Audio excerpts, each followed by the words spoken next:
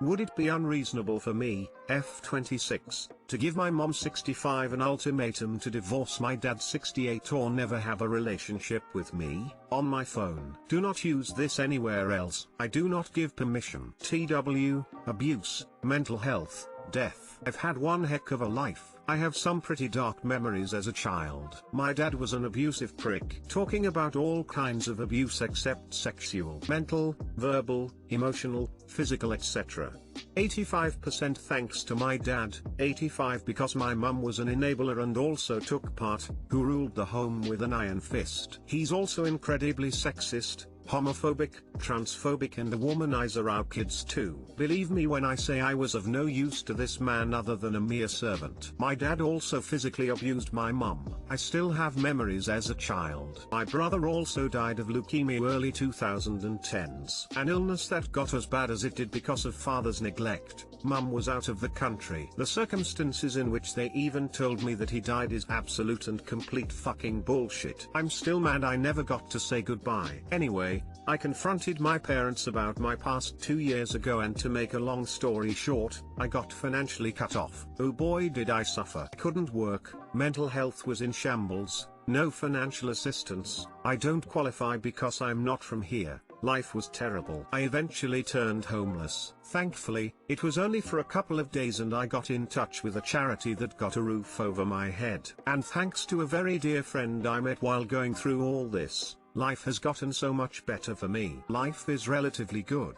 I'm talking about, I don't even have to pay rent in this chaotic pandemic kind of good. I'm going through therapy, fully paid and not by me, and currently in the process of getting my first job in my field, STEM. The issue is this: my mum has been trying to reconnect recently. I want to move on and live my best life. Let all my anger from how I was raised, my brother's death, the abuse. I want to let it all go, and that includes permanently cutting off both parents. But it gets a little complex. My mum wasn't all bad. She had some good sides to her, which is why I decided to give her an ultimatum. She has until the end of the year to divorce my father or never have a relationship with me. We can start working on our relationship once this is done. I know which choice she'll most likely make. She'll choose him. But I am doing this so I can convince of the type of person that she truly is and that her loyalty truly lies with that abusive creature. That man disgusts me so much that the mere fact that my mum sleeps next to someone like that every night is enough to not make me want to have anything to do with her. On one hand, I feel like I am in no place to dictate the choices in her own marriage. On the other hand, I was a product of that marriage and suffered a lot because of the choices she made. You could say I'm doing all this for my inner child, but it is the only way that I can move on and not look back. When things are going well for me in the future, no family and or flying monkeys can tell me shit because they know that I gave her a chance. I hate that I'm even having to give her an ultimatum, but am I being unreasonable here? Update: after reading all TH responses at this time, I have decided to let both her and my dad go. I'm closing the chapter and never looking back. Thank you all for your humbling input. Clarified: I never gave the ultimatum. I made this post to know if it would be unreasonable for me to give said ultimatum. Seems like some posters think I've already done that. Skeptical. Edit: I think I left a relevant part of this story. She was in the process to divorce my sperm donor but chose not to after my brother died because apparently, my brother told my mum not to fight with my dad. So even in death, my brother's words are worth much more, favoritism, than anything I have ever told her about our marriage with my dad. Damn, this shit hurts. I still remain my stance on the update, though. I'm walking away. Sounds like you need time alone. You can't control your mom's life.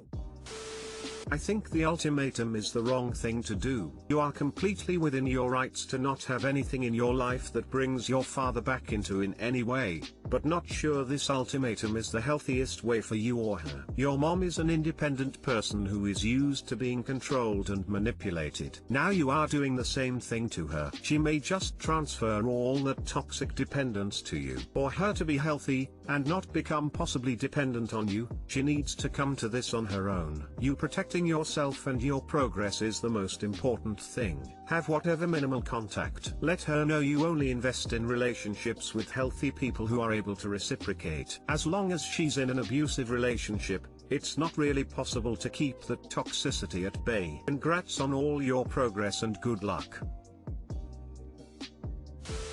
I'm going to agree with a few others here. I can understand you not wanting your dad in your life. You get to determine your actions regarding seeing him in the future. Your life, your choice. But, and it's a big but, you do not get to dictate your mum's life or marriage. The ultimatum you are thinking of giving would be emotional blackmail, and your plans for her life after are controlling as hell. Basically she'd swap one controlling relationship for another. By all means tell your mum you'd support her if she wants help. Give her info on resources to get that help. But she's an adult. Don't try to run her life. Don't be her next control freak. That's the last thing she needs. There's a fine line between a statement of fact and an ultimatum. Don't want to have anything to do with you as long as you are choosing to be with the person who abused your own children. If you come to your senses and choose to get him out of your life, then contact me. Otherwise you're just a person who enabled a man to abuse your children. To me, is much different to do this or else. The sentiment is actually the same though. You want tangible evidence that your mother disapproves of what he did. You need some proof that she doesn't think it's okay. That makes sense. You might just need to let go of your hopes for your old family, and focus on yourself and your friend family and the life you're building for yourself. I'm so glad you and your friend found each other, so your faith in humanity was saved. You can't just tell someone to divorce their husband. Sadly, that's not your decision to make even if you're doing it for the right reasons. You're also putting yourself in a position to get hurt all over again if she chooses him over you. If you can't risk crossing paths with this man, then say so.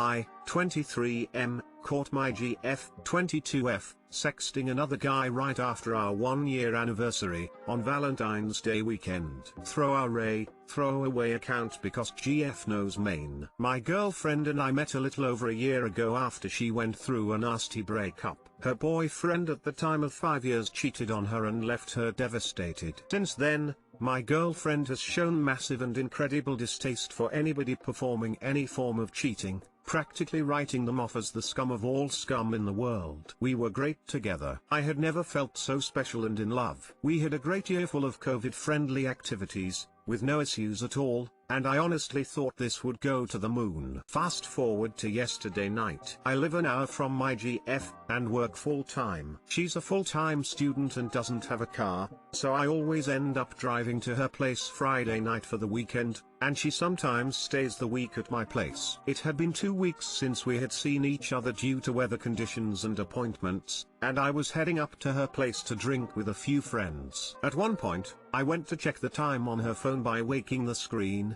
and she immediately snatched the phone away, which was a first and very unusual for her. I also noticed she was taking repeated trips to the bathroom. Later on, when she was talking to a friend, I took her phone into the bathroom and looked at her Snapchat. She had been sending explicit messages and images to a friend she had met through online gaming each time she had gone to the bathroom. Furious, I confronted her in front of everybody, and got in my car and left. Here's where things get ugly. Distraught and as incredibly intoxicated as she was, she called me over 700 times in sobbing hysteria, and got an Uber all the way to my place. I refused to let her in, and she stayed at a motel nearby. While drunk, she claimed that this happened because I was gone for 2 weeks, and that it was the only time it had ever happened. I personally find those excuses pathetic and unbelievable. Today, I went to her motel to try to talk about it, but she was too hysterical to understand. She repeatedly said that I was the love of her life, and that she would do anything to make this work. She at least took responsibility for her actions. I offered to drive her back to her place to avoid another $200 Uber, and upon arriving we agreed to at least exchange Valentine's gifts. We both put immense time and effort into the gifts, and,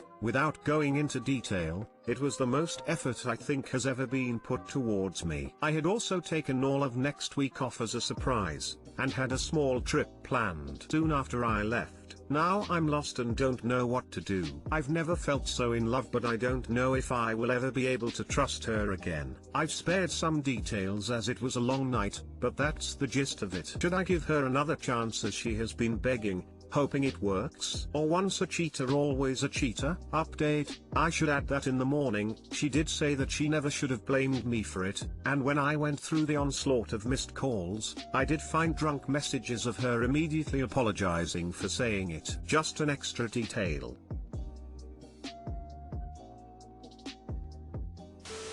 She had absolutely no idea how you would react to this, if she got caught. But she chose to do it anyway. If you take her back, now she'll know how you react, you forgive her. Do you really think that will make her less likely to do it again?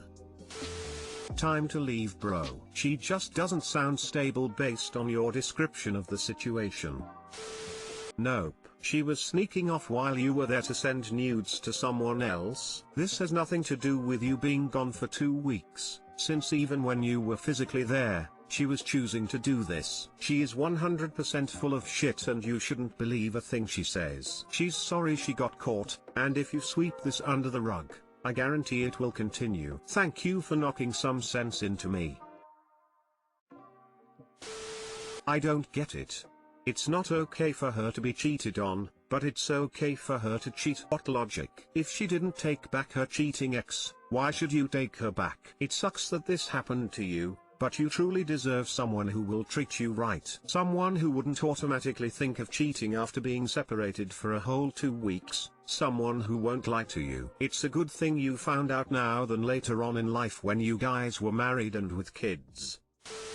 Nope. Leave. My ex played me the exact same sob story when he got caught cheating, promised me it would never happen again and that he loved me, blah blah blah. I could never trust him again, especially because he continued to cheat with no remorse. The only reason your girlfriend is sorry is because she got caught. You have to ask yourself, had you not went through her phone, if this wouldn't continue or happen again, or if it hasn't been going on for longer. I know it's absolutely shattering to think you've found the one and then they betray you so deeply, but as much as you tell yourself this is something you can work through, there will always be that voice in the back of your head questioning her every move. It will drive you crazy. For your own sanity and well-being, you need to really consider if this girl is worth working through all that betrayal. In my experience it is not, but you definitely need to really consider what you want. Thank you for this.